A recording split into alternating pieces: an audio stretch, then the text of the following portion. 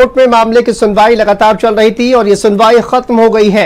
SBI के chairman को supreme court ने आदेश दिया है 21 मार्च शाम 5 बजे तक जानकारी साझा की जाए। सुप्रीम कोर्ट की तरफ से देखिए आदेश दिया गया है, एसबीआई को हलफनामा भी दाखिल करना होगा। जानकारी देने के बाद हलफनामा दे एसबीआई। बॉन्ड की जानकारी में कोई आपत्ति नहीं है और सुप्रीम कोर्ट ने एसबीआई चेयरमैन को एक कड़ी फटकार लगाई है। सुप्रीम कोर्ट ने कहा हमारा आदेश क्लियर था, फिर भी आखिर पूरे मामले में देरी क्यों की गई है। हमारे आदेश का पूरा पालन करे एसबीआई को बॉन्ड नंबर के साथ जानकारी देनी होगी। तो ये बड़ा मामला देखिए, सुप्रीम कोर्ट में लगातार इस पूरे मामले की सुनवाई चल रही थी, लेकिन इस पूरे मामले पर एसबीआई को कड़ी फटकार एक बार फिर से सुप्रीम कोर्ट ने लगाई है और 21 मार्च शाम 5 बजे तक पूरी जानकारी देने का आदेश दिया है।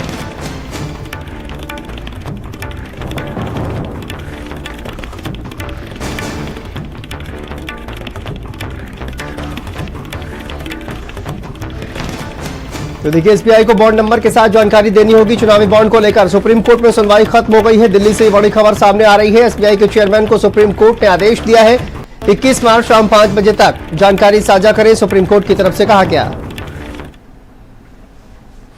और इसी पर बात करेंगे, स्वाति पाठक संवाददाता दिल्ली से हमारे साथ जुड़ी हुई है। स्वाति, क्या जानकारी सामने आ रही है? मामले की सुनवाई चल रही थी, एसबीआई को कड़ी फटकार लगाई गई है सुप्रीम कोर्ट की तरफ से।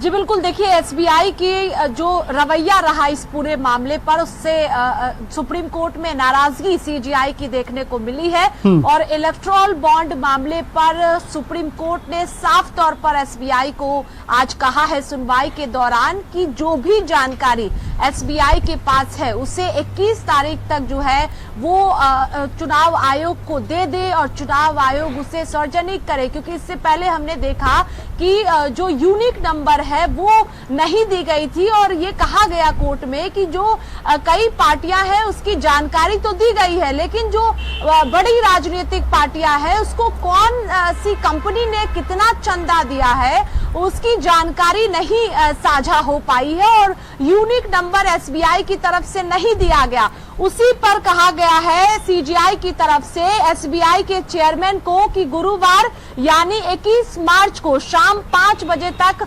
सारी जानकारी साझा करनी होगी और एक हलफनामा भी दाखिल करना होगा। ये सुप्रीम कोर्ट ने एसबीआई के चेयरमैन को कहा है, यानी 21 तारीख तक शांतनु शाम 5 बजे तक एसबीआई को इलेक्शन कमीशन ऑफ इंडिया को सारी जानकारी यूनिक नंबर के साथ सौंपनी होगी और इससे ये पता चल पाएगा कि कौन सी पार्टी को किसने कितना चंदा दिया है। अभी तक जो डाटा सामने आया उसमें कई पार्टियों का तो सामने आया है, लेकिन जो बड़ी राजनीतिक पार्टियां हैं उसकी जानकारी साझा नहीं हो पाई क्योंकि यूनिक नंबर एसबीआई की तरफ से नहीं दिया गया था। जबकि कोर्ट ने कहा कि जो आपका रवैया है वो ठीक नहीं है।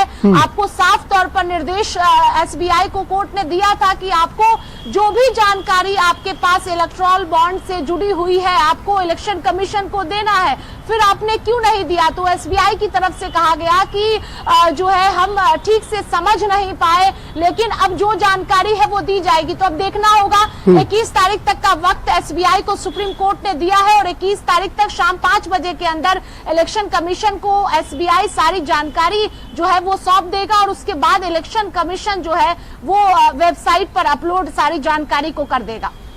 बिल्कुल, और देखिए संदीप भी हमारे सहयोगी हमारे साथ जुड़े हुए हैं। संदीप, ये तो हो गई सुप्रीम कोर्ट की बात, लेकिन इस पूरे मामले को लेकर अगर देखा जाए तो विपक्षी पार्टियां भी काफी इस मुद्दे को उठाती हुई नजर आ रही हैं। ऐसे में क्या राजनीतिक गलियारों में चर्चा इस पूरे मामले को लेकर चल रही है? इलेक्टोरल बॉन्ड को लेकर लगातार सवाल भी खड़े किए जा रहे हैं और देखिए सुप्रीम कोर्ट की तरफ से एसबीआई को कड़ी फटकार भी लगाई है।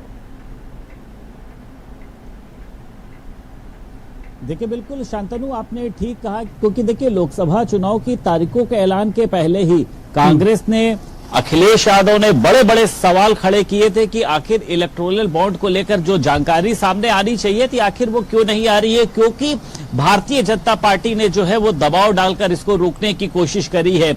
लेकिन खुद भारतीय जनता पार्टी के तमाम लोगों ने कहा, शीर्ष नेतृत्व ने कहा कि जो भी है वो सामने आएगा। और अब देखिए जिस तरीके से सुप्रीम कोर्ट ने एसबीआई को फटकार लगाई है, इसके बाद ये चीजें पता चल पाएंगी कि आखिर किस पार्टी को कितना चंदा किसने दिया है। आंकड़े देखिए सभी सामने निकल कर आए, चाहे बीजेपी की बात करी जाए, चाहे टीएमसी की बात करी जाए, चाहे अन्य पार्टियों की बात करी जाए। एक बीएसपी पार्टी ही ऐसी है जिसको इलेक्टोरल बॉन्ड के जरिए किसी भी तरीके की कोई भी फंडिंग नहीं हुई है।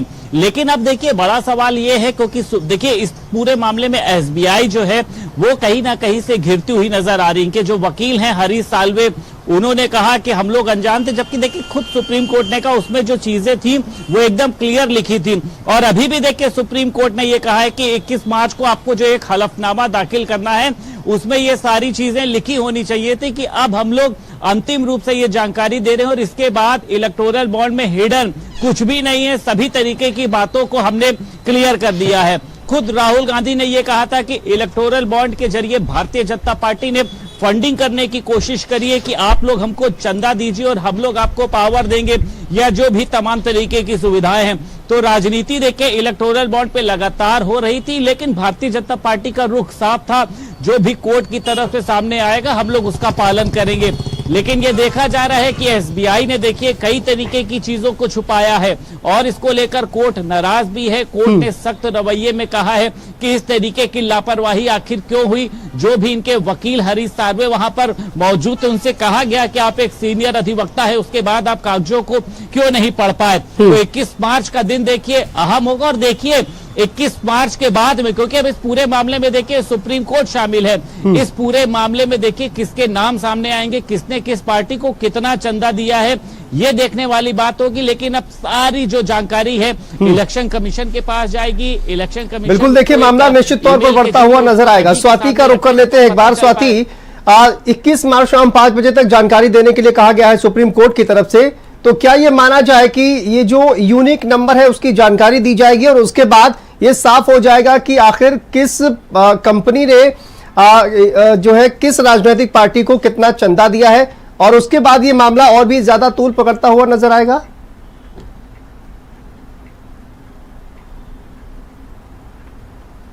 जी बिल्कुल, देखिए इस मामले पर लगातार जो विपक्षी पार्टियां हैं वो आरोप भी सत्ता पक्ष पर लगा रही है, लेकिन सुप्रीम कोर्ट ने साफ तौर पर एसबीआई को कहा है कि 21 तारीख तक आपके पास वक्त है और जो भी यूनिक नंबर है उसको आपको साझा करना होगा और कोई भी जानकारी जो इलेक्टोरल बॉन्ड से जुड़ी हुई है वो एसबीआई अपने पास नहीं रख सकता है, उसको इलेक्शन कमीशन को देना होगा। और इलेक्शन कमीशन को भी सुप्रीम कोर्ट ने कहा है कि जैसे ही एसबीआई आपको सारी जानकारी सौंपेगा, सारा ब्यौरा सौंपेगा, वो आप तुरंत अपनी वेबसाइट पर अपलोड करेंगे। अब शांतनु, जब एसबीआई इलेक्शन कमीशन को सारी जानकारी देगा इलेक्टोरल बॉन्ड से जुड़ी हुई, तो उसमें जो है वो तमाम चीजें निकलकर सामने आएगी कि कौन कौन सी राजनीतिक पार्टियों को कितना चंदा दिया गया है और किसने ये चंदा दिया है, कब किसने कौन सी कंपनी ने कौन सी राजनीतिक पार्टी को चंदा दिया है, ये पूरी जानकारी उसके बाद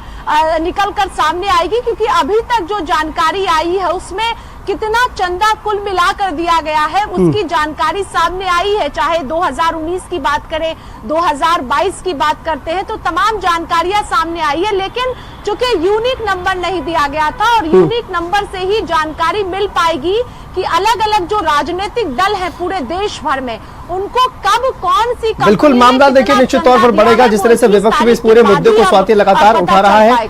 फिलहाल नजर बना के रखिए। बहुत बहुत शुक्रिया।